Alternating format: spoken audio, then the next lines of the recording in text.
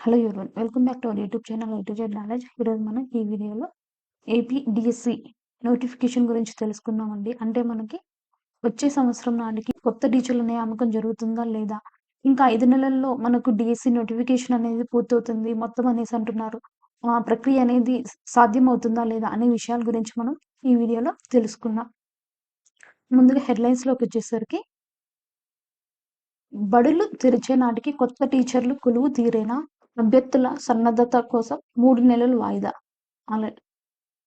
తర్వాత వర్గీకరణపై నివేదిక కోసం నిలిపివేత. డిఎస్సి ప్రకటించాక భర్తీకి కనీసం 3 నెలలు. తర్వాత టీచర్ల శిక్షణ కోసం మరికొంత సమయం. మరో 5 నెలల్లో ప్రక్రియ అసాధ్యమని వాదన. ఇవి అంటే హెడ్లైన్స్ మనకి.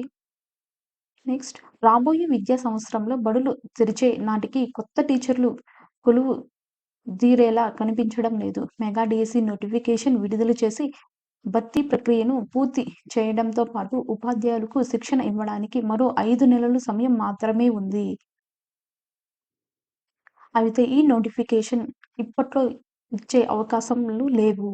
ఎస్సీ వర్గీకరణపై ప్రభుత్వం నియమించిన ఏకసభ్య కమిషన్ తన నివేదిక సమర్పించిన తర్వాత ఈ ప్రక్రియ ముందుకు కదులుతుంది. మరోవైపు పూర్తిస్థాయి ఉపాధ్యాయులతో పాఠశాలలు నడుపుతామని, కొరత అనే మాట లేకుండా చేస్తామని కూటమి ప్రభుత్వం గట్టిగా చెబుతుంది.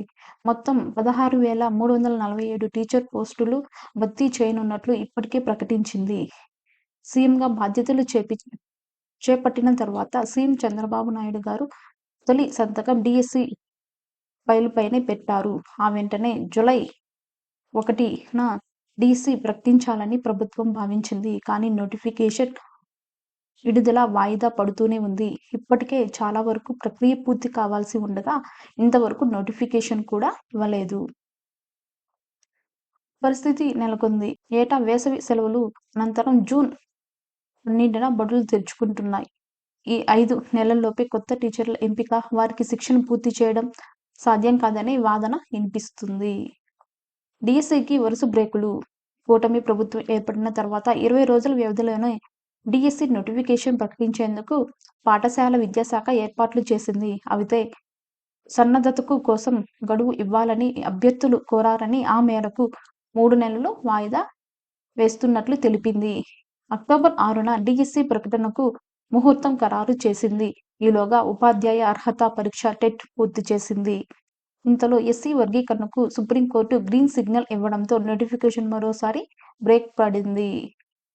వర్గీకరణ సిఫారసుల కోసం ఏకసభ్య కమిషన్ను నియమించిన ప్రభుత్వం 3 నెలల్లోగా నివేదిక సమర్పించాలని ఆదేశించింది. ఈ కమిషన్ కొద్ది రోజుల కిందటే క్షేత్రస్థాయి పర్యటనలు ప్రారంభించడంతో నివేదికకు కనీసం మరో 2 నెలలు పట్టే పరిస్థితి కనిపిస్తుంది. ఆ తర్వాత డిఎస్సి నోటిఫికేషన్ ఇస్తే బడులు తెరిచే నాటికి భర్తీ ప్రక్రియ పూర్తి కావడం సాధ్యం కాదు. గతంలో ఎప్పుడు ఈ ప్రక్రియ అనుకున్న సమయానికి సజావుగా పూర్తి కాలేదు. అందులోనూ ఇప్పుడు 16,347 పోస్టులతో మెగా డిఎస్సి కావడంతో మరింత సమయం అవసరం. నిరుద్యోగుల ఎదురుచూపులు. సీఎం తొలి సంతకం పెట్టినప్పటి నుంచి బీఈడీ చదివిన నిరుద్యోగుల డిఎస్సి కోసం ఎదురు చూస్తున్నారు. రాష్ట్రంలో ఎప్పుడు టెట్ నిర్వహించినా కనీసం 4 లక్షల మంది పరీక్షలు రాస్తున్నారు.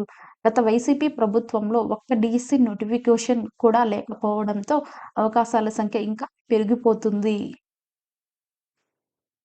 మెగా డిఎస్సి నోటిఫికేషన్ ఇంకెప్పుడు వస్తుందోనని వారంతా ఆతృతగా ఉన్నారు. కానీ వివిధ కారణాలతో డిఎస్సి వాయిదా పడుతూ వస్తుంది. బడుల్లో టీచర్ల సంఖ్యను తగ్గించేలా గత జగన్ ప్రభుత్వం తీసుకొచ్చిన జీవో 117ను రద్దు చేయాలని నిర్ణయించడంతో కొత్త ఉపాధ్యాయుల అవసరం పెరగనుంది. ఆదర్శ ప్రాథమిక పాఠశాలలో ప్రతి తరగతికి ఒక టీచర్ను కేటాయించాలని, మిగిలిన ప్రాథమిక పాఠశాలల్లో అదనపు టీచర్లను ఇవ్వాలని ప్రభుత్వం భావిస్తుంది. ఈలోగా బడుల పునర్నిర్మాణ ప్రక్రియ పూర్తి చేయనుంది. బడులు తెరిచే నాటికి కొత్త పాఠశాలల వ్యవస్థ అమల్లోకి వస్తే టీచర్ల అవసరం కూడా మరింత పెరుగుతుంది.